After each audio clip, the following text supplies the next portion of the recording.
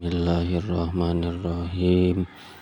Al-babus asaro ari ieu eta bab anu ka-12 fi fadilatil amaimi dina martelakeun kaunggulan pirang-pirang sorban atawa kautamaan pirang-pirang make sorban. Qala parantos ngucap saha an-nabiyyu sallallahu alaihi wasallam, al-amaimu ari pirang-pirang sorban tijanul arabi eta mahkotana urang Arab. Paida wada'u maka di mana-mana marake itu Arab al-amaima kana pirang-pirang sorban wada'u tah nyimpen itu Arab izzahum kana kamulyaan. Wa qala sallallahu alaihi wasallam, ta'amamu kudu make sorban aranjeun. Fa innal malaikata karna saestuna ari pirang-pirang malaikat ta'ammamat eta marake sorban.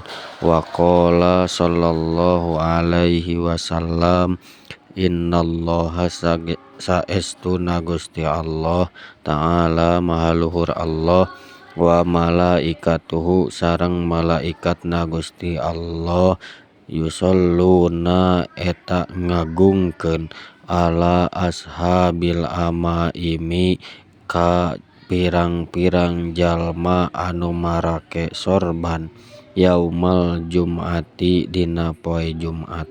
Wa qala sallallahu alaihi wasallam, farquma ari bedana perkara bainina antarana kami wa bainal musyrikina jeung antarana jalma musyrik, al-amaimu eta pirang-pirang sorban alal kulanisu luhureun pirang-pirang kopeahna.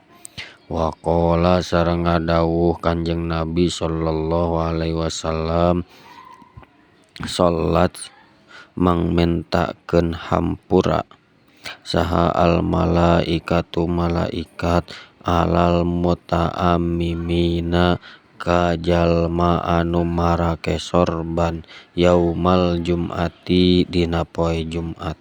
Wa qala sallallahu alaihi wasallam, rakaatani ari 2 rakaat bi amamatin kalawan make sorban khairun eta alus min sab'ina rakaatin tinimang 70 pirang-pirang rakaat bila imamatin kalawan teu make sorban.